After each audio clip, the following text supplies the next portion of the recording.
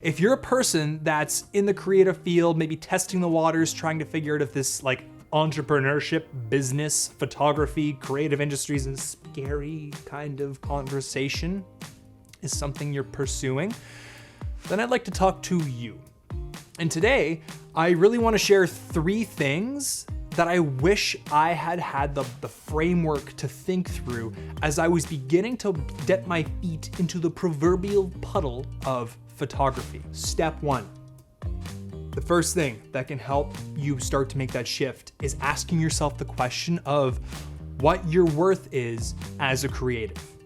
And that can be a really challenging field and arena of thought to enter into. And I'm not here to tell you exactly how to find your worth. That could be an entire slew of videos on its own.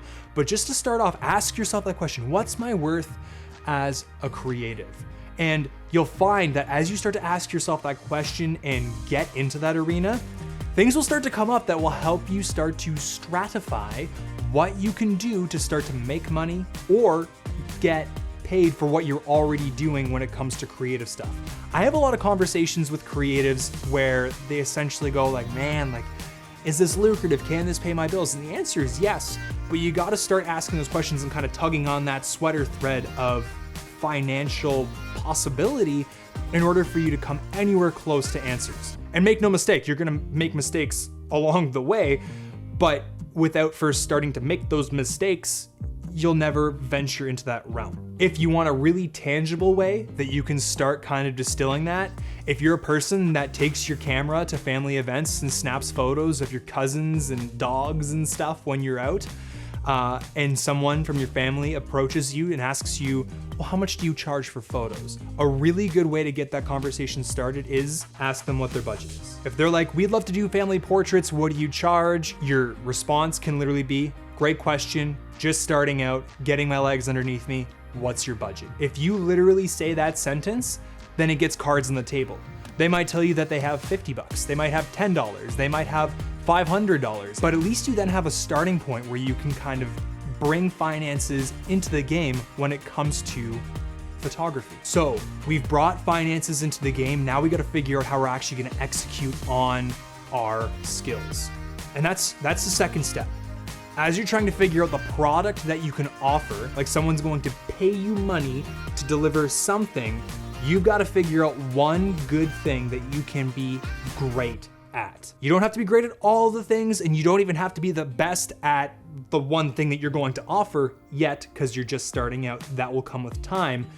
But you need to be awesome at something, and you need to work really hard to know that you can provide something to someone of value. So for example, with me, the first gig I ever shot professionally was a wedding. It was great until it got to the reception, and then I really failed when it came to lighting up a dark environment. So I made it my mission to learn speed lights, which are flashes that go on top of your camera and they can light up dark rooms. And I became really proficient at that to the point where I started to be used as a club photographer because I could capture such good images in low light. That was kind of my silver bullet when it came to photography, that I could be thrown into any low light situation and capture still action. So that was kind of my thing. That worked for me. That got me into different arenas and let me start to climb ladders because I was very proficient at that. After you figured out your worth, your second step is find something you can be great at it and chase that, pursue that, hone that skill so that way you can impress people when it comes time to perform. So we've identified that we have some value as a creative, and we're asking ourselves the question of what that worth is. We figured out a skill or a product or a service that is very unique to us, and we're chasing excellence at that. Now you gotta find clients.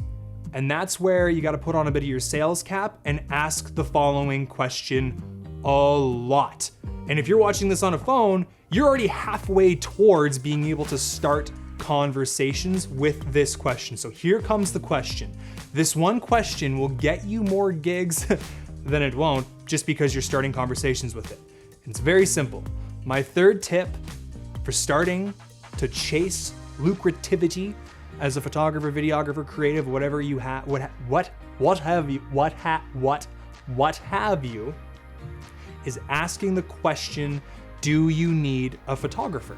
If you can hop on Instagram and you can just send that out a bunch of times, then the conversation has started. The game is afoot. Someone is now aware that you can provide value as a creative. Do you need a photographer? Now, what's the worst comes to worst? The worst comes to worst is they don't listen to your message. They don't read it, they don't respond to it.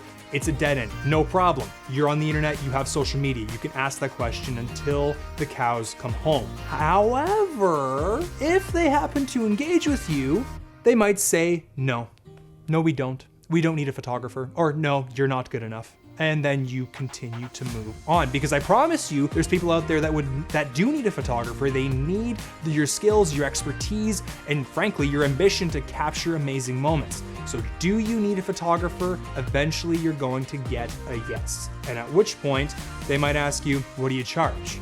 You refer back to point number 1, you then get to hit them with a what is your budget? Or if you know your worth, you can hit them with your rates. So again, this is kind of cyclical. You know you got worth, you have a skill worth offering, and you start the conversations with do you need a photographer? And I promise you, that's gonna open you up to opportunities where you can prove to yourself that photo, video, creative industries, whatever you got is possible to pursue as a career.